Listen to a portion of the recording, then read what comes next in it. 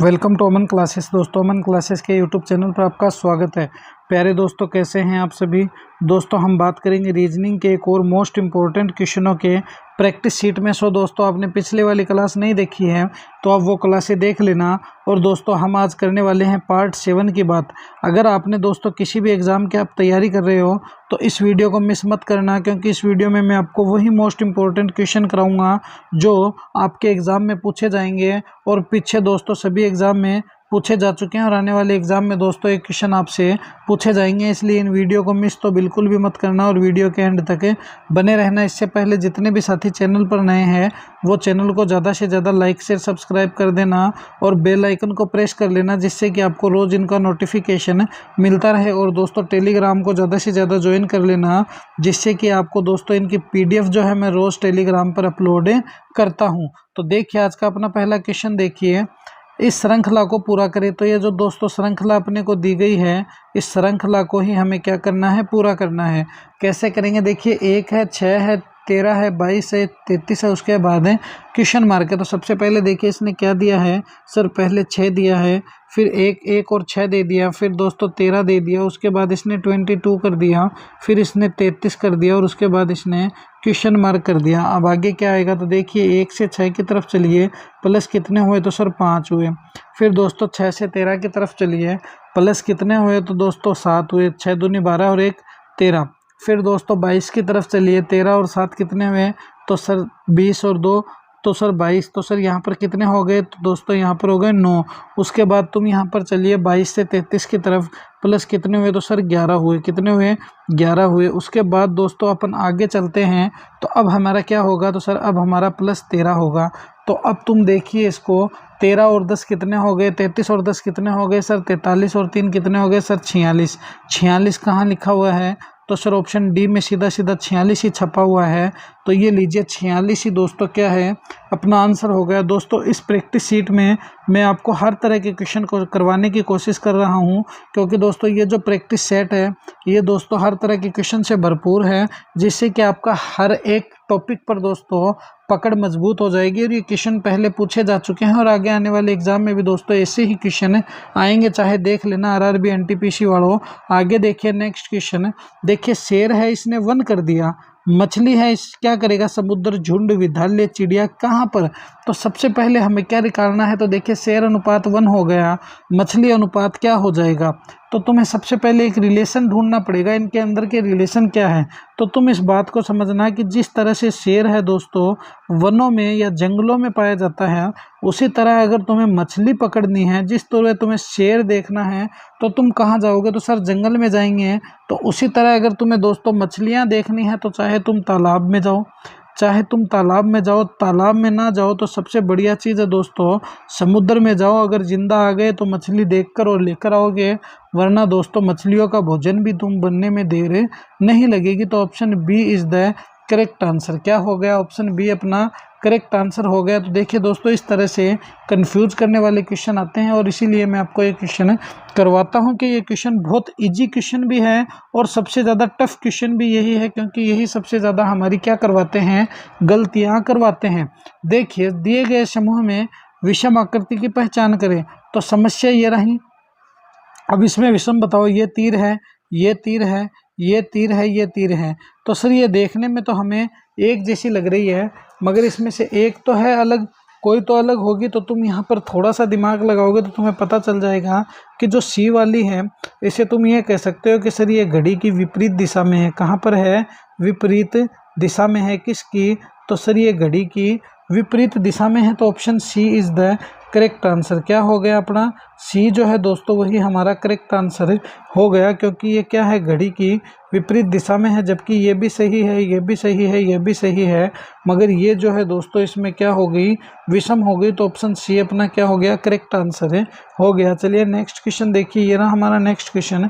ए हो गया, फिर सी कर दिया, फिर ई कर दिया, फिर जी कर दिया, फिर आई कर दिया, फिर के कर दिया और उसके बाद दोस्तों क्वेश्चन मार्क कर दिया। क्या आएगा वो हमें बताना है। तो सबसे पहले देखिए ए है, उसके बाद सी है, उसके बाद ई है, उसके बाद जी है, उसके बाद आई है और उसके बाद के है। अब आगे क्या आएगा वो हमें बताना है। तो कैसे बताएंगे, तो तुम यहाँ पर थोड़ा सा दिमाग लगाओ दोस्तों, तुम्हारा क्वेश्चन सॉल्व हो जाएगा कि ए से सी की तरफ चलिए, ये 1 पे ये 3 पे क्या हुआ सर +2, क्या हुआ सर +2। ई की तरफ चलिए, क्या हुआ सर +2। एफ जी क्या हुआ +2। जी के बाद एच और आई क्या हुआ सर +2। एच के बाद आई और जे क्या हुआ सर +2। तो अब क्या करना पड़ेगा हमको, जरा देखिए। तो अभी भी दोस्तों क्या करेंगे, +2 ही करेंगे, क्योंकि ये सीरीज +2 की तरफ चल रही है। तो +2 जैसे ही करेंगे, जे के बाद क्या आता है दोस्तों के के बाद क्या आता है एल और एल के बाद क्या आता है तो सर एम आता है। एम कहाँ है, तो सर एम तो ऑप्शन ए में है। तो ये ऑप्शन ए ही दोस्तों क्या हो गया अपना करेक्ट आंसर हो जाएगा। Option A is the correct answer. तो बस इस तरह से ही तो हमें यहाँ आंसर निकालने हैं। बहुत ही इजी आंसर होते हैं दोस्तों। अगर तुम निकालोगे तो बहुत ही आसानी से ये क्वेश्चन सोल्व हो जाएंगे और बहुत ही आसानी से दोस्तों आंसर इनके निकल कर सामने आ जाएंगे। चलिए नेक्स्ट क्वेश्चन देखिए। ये रहा हमारे नेक्स्ट क्वेश्चन। समझना इस क्वेश्चन को। दी गई आकृति में लुप्त आकृति ज्ञात करें। तो क्या करना है, मिसिंग आकृति निकालनी है कि इसमें से मिसिंग आकृति कौन सी है। तो सबसे पहले तुम दोस्तों इन आकृतियों को समझना। इसने क्या किया, यहाँ पर एरो का निशान दे दिया, यहाँ पर दोस्तों इसने एरो हटा दिया। क्या कर दिया, एरो हटा दिया और हल्का सा टेढ़ा कर दिया। क्या कर दिया, टेढ़ा कर दिया। अब देखिए यहाँ पर दोस्तों अपन ये मान सकते हैं कि इसने इस तरह से एक छतरी बनाई है। तो जिस तरह से यहाँ पर इसने एरो का निशान हटाकर ऐसा कर दिया, तो अगर हम ऊपर वाली छतरी को उड़ा दें तो ये कुछ ऐसा नहीं हो जाएगा।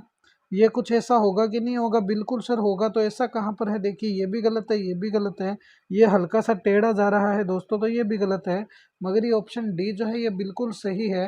अगर तुम छतरी हटाओगे तो ये जो ऑप्शन डी वाला है यही दोस्तों क्या आ जाएगा अपना आ जाएगा। तो यही क्या है करेक्ट आंसर है, हो गया। चलिए नेक्स्ट क्वेश्चन देखिए। ये रहा हमारा नेक्स्ट क्वेश्चन है। कितना शानदार क्वेश्चन है, लुप्त अंक को ज्ञात करें। तो मिसिंग नंबर निकालना है। मिसिंग नंबर निकालने के लिए कोई दोस्तों दिक्कत वाली बात नहीं है, कोई टेंशन वाली बात नहीं है, बल्कि तुम आराम से मिसिंग नंबर ये निकाल सकते हो। तो कैसे निकाल सकते हो, तो सबसे पहले समझना 64 है, 1 है, 4 है, 27 है, 16 है, तो 125 है, फिर 36 आ गया। इसका क्या करें, तो यहाँ पर देखिए जब तुम एक में +3 करोगे कितने हैं 4। फिर दोस्तों यहाँ पर प्लस कितने करो तो सर +23 हो गया, सीधे सीधे ही कितने हैं 27।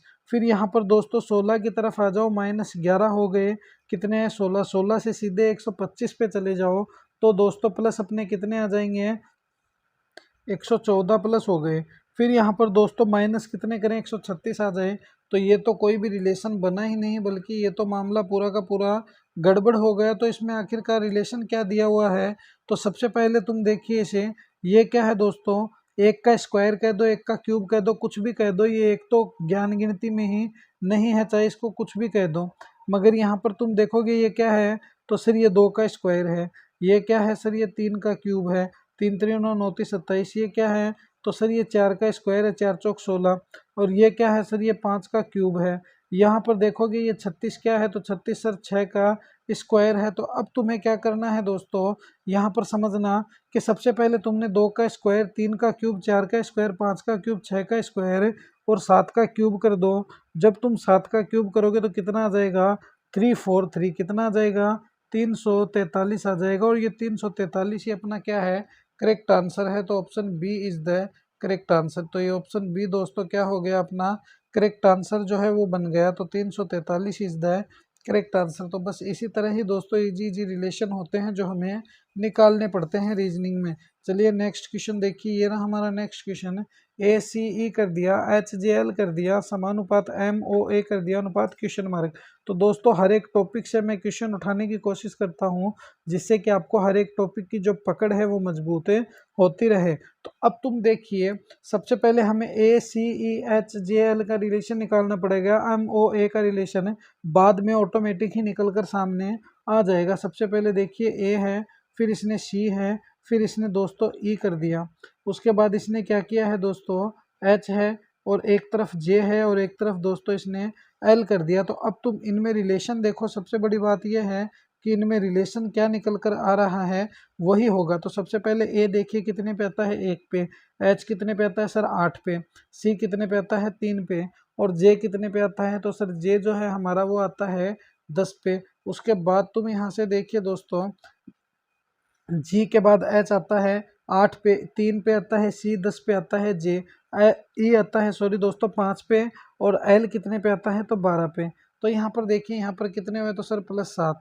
फिर 3 से 10 की तरफ चलिए, कितने हुए सर +7। फिर 5 और 12 में रिलेशन देखिए सर +7। तो कितने हो गए तो सर +7 हो गए, तो रिलेशन ऑटोमेटिक ही निकल कर आ गया। एम ओ ए को अब समझना तुम थोड़ा सा हल्का सा, एम को दोस्तों देखो क्या है, तो m कितने पे आता है तो l और m आता है सर 13 पे। 13 और 7 कितने हो गए सर 20। 20 पे क्या आता है तो सर t आता है। उसके बाद तुम देखोगे o कितने पे आता है तो दोस्तों o आता है 15। 15 में तुम 7 ऐड करो, 22 पर क्या आता है तो सर v आता है। क्या आता है v आता है। तो ये लीजिए अपना ऑटोमेटिक आंसर निकल कर आ गया।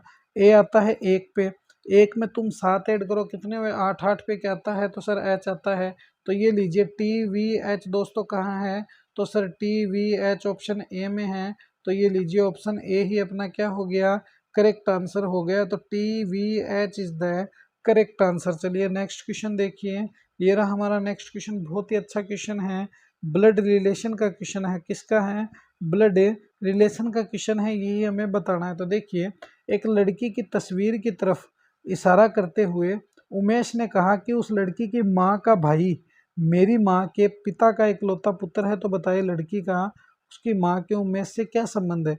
तो सबसे पहले देखिए उमेश जो है वो कह रहा है, कौन कह रहा है उमेश जो है ये बोल रहा है कि सामने वाली जो लड़की है उसकी माँ का भाई, तो उस लड़की की, यहाँ से देखिए उस लड़की की माँ का भाई, तो लड़की की माँ का भाई ये लीजिए माँ है, और इसका भाई जो है ये भाई मेरी माँ के उमेश की माँ का क्या है, उमेश की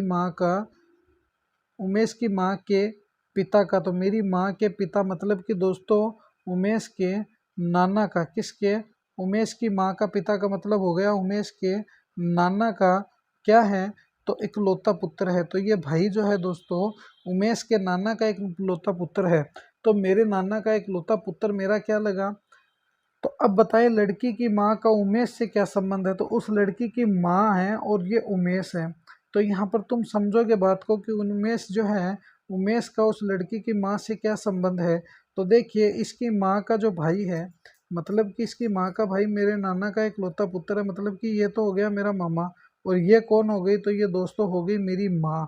तो ये ऑप्शन है बी, ए जो है वो क्या हो गया करेक्ट आंसर हो गया। क्योंकि मेरी माँ का भाई मेरे नाना का इकलौता पुत्र है, मतलब कि वो जो लड़की की माँ है दोस्तों वो हो गई मेरी माँ, और वो लड़की जो है वो मेरी क्या बन गई बहन बन गई। तो बस इसी तरह दोस्तों कंफ्यूज करने वाले क्वेश्चन होते हैं, और जब तुम डायग्राम का सहारा ले लेते हो तो तुम्हारा 98% तो क्वेश्चन ऑटोमेटिक ही दोस्तों क्या हो जाता है सोल्व हो जाता है। क्या हो जाता है सोल्व हो जाता है। चलिए नेक्स्ट एंड फाइनल क्वेश्चन देखिए, यदि किसी वर्ष 25 अगस्त का दिन बृहस्पतिवार का है तो उस महीने में कुल कितने सोमवार होंगे। सबसे पहले ये देखिए बृहस्पतिवार का दिन है, 25 अगस्त का दिन बृहस्पतिवार का है, तो उसके बाद बोलो उस महीने में कुल कितने सोमवार होंगे। तो सबसे पहले देखिए 25 को अगर बृहस्पतिवार है तो 26 को शुक्रवार, और 27 तारीख को दोस्तों क्या आएगा शनिवार आएगा। क्या आएगा तो सबसे पहले तुम यहाँ से देखिए अगर 27 तारीख को शनिवार आता है, ये देखिए यहाँ पर अगर 27 तारीख को दोस्तों शनिवार आता है, तो सबसे पहले तुम ये समझना कि अगर 27 तारीख को शनिवार है तो उसके बाद 27 से 7 माइनस करो, तो उसके बाद क्या आ जाएगा दोस्तों शनिवार आ जाएगा। 20 को भी क्या आ जाएगा शनिवार आ जाएगा। तो यहाँ पर समझना इस बात को, 20 तारीख को शनिवार आ जाएगा। फिर दोस्तों हफ्ते के 7 दिन होते हैं, जैसे कि आप जोड़ लो Sunday Monday Tuesday Wednesday Thursday Friday Saturday Sunday, तो क्या होते हैं 7 दिन होते हैं। दोबारा देख लो Sunday Monday Tuesday Wednesday Thursday Friday Saturday और फिर संडे। तो ये क्या हो गए दोस्तों छठा दिन अपना हो गया, तो 7वां दिन क्या हुआ शनिवार हुआ। तो 20 तारीख को शनिवार। फिर दोस्तों अपन फिर कहते हैं यहाँ से तुम देखोगे 13 तारीख को शनिवार, 13 तारीख को भी शनिवार। उसके बाद तुम यहाँ पर आगे चलोगे तो तुम्हें पता चलेगा 13 से फिर तुम 7 माइनस कर दो, तो 13 से तुमने 7 माइनस किया दोस्तों तो कितना आ गया 6 तारीख को फिर से दोस्तों क्या आया शनिवार आया। तो तुम्हें पता चला कि यहाँ पर कितने शनिवार हो गए, एक ये दूसरा ये तीसरा ये और चौथा ये। तो इस महीने में कुल कितने शनिवार हुए 4 शनिवार हुए। कितने हुए 4 शनिवार हुए, तो option B is the correct answer. क्या हो जाएगा? ऑप्शन बी अपना करेक्ट आंसर है, हो जाएगा। इसीलिए मैं कहता हूँ रीजनिंग कोई टफ सब्जेक्ट नहीं है, बल्कि रीजनिंग दुनिया का सबसे इजी सब्जेक्ट है। बस थोड़ा सा तुम्हारे अंदर दिमाग होना चाहिए इसे सोल्व करने का। अगर तुम इसको सोल्व करने में सक्षम हो तो तुम्हारे लिए बहुत ही इजी सब्जेक्ट है रीजनिंग। दुनिया का सबसे इजी सब्जेक्ट ही रीजनिंग होता है, बल्कि लोग तो इसे यूं ही बदनाम करते हैं। चलिए मिलेंगे इसी तरह एक और नेक्स्ट वीडियो में। जय हिंद, जय भारत। दोस्तों पीडीएफ के लिए तुम टेलीग्राम को ज़्यादा से ज़्यादा ज्वाइन कर लेना, क्योंकि पीडीएफ जो है मैं टेलीग्राम पर अपलोड कर दूंगा।